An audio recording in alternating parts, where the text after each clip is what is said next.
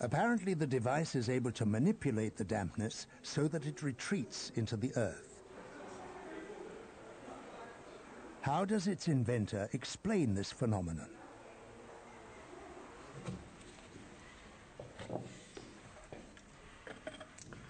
So, das ist dieser neuartige Generatortyp, der in diesem Weinfass. So, that's the newfangled generator type that is built into a wine barrel and protected by it.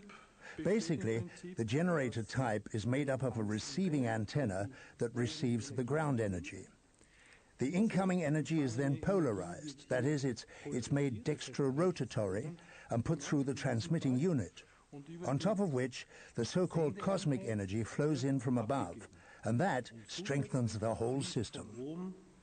Die sogenannte Raumenergie ein, die das ganze System in seiner Wirkung verstärkt.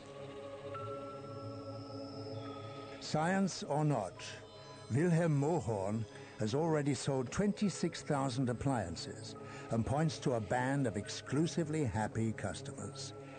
Is there still more out there than our book learning ever dreamed of?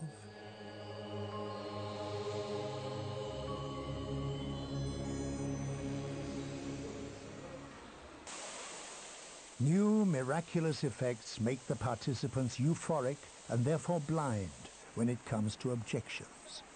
In such cases, it is advisable to accept defeat honorably.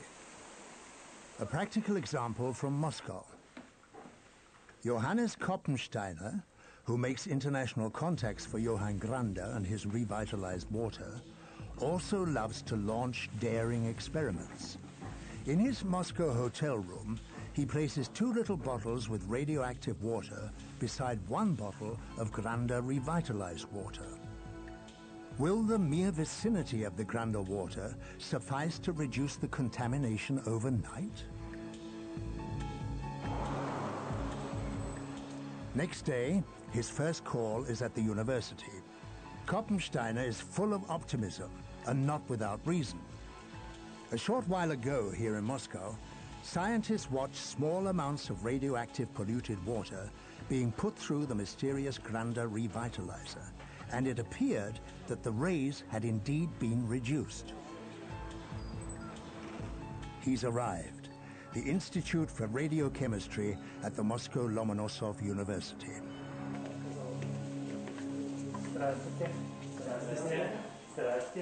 An undertaking like this is in no way an everyday occurrence for the scientist. Koppensteiner is a layman after all, and the experiment is anything but ordinary.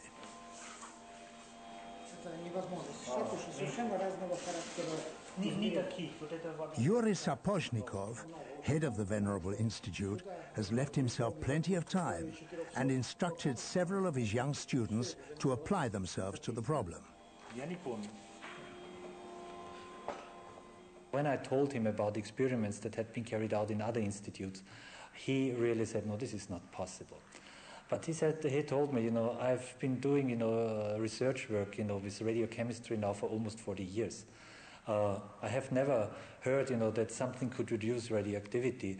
So somehow, I think it was, the personal sympathy we felt for each other. He said, okay, give it a try. The result of the test is just as most physicists would have expected. No reaction. Contrary to similar tests, the radioactive rays in the bottles have not diminished. Was the test too absurd? Did Koppensteiner expect a miracle? Miracle, for me, is something, that happens beyond our understanding. That doesn't mean that it's in reality a miracle. Miracles always have, reasons. There's always a cause for the effect.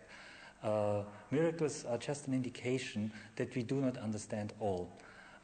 From a broader perspective, most likely, miracles are something, quite normal and just belonging to some other laws and conditions.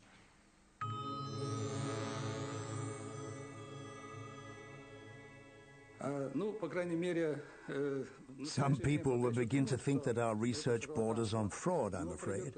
But the time will soon come in which new parameters are introduced. Then everything will be in place, and scientists will be able to check our findings and also the relevant technology.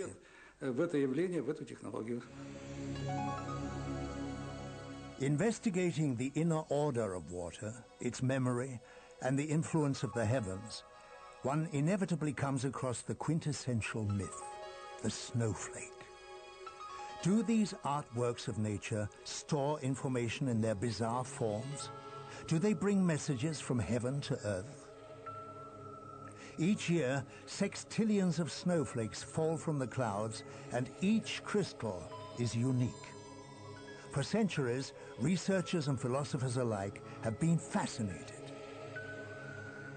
The first to photograph snowflakes was Wilson Bentley, a farmer from Vermont. Bentley became an obsessed photographer at the end of the 19th century because, as a child, he had heard a sentence that he couldn't forget. No one snowflake is like another. The Center for Snowflake Research is today in California, of all places, at the California Institute of Technology, where there's a physicist who searches for the order that governs the wondrous forms of snowflakes.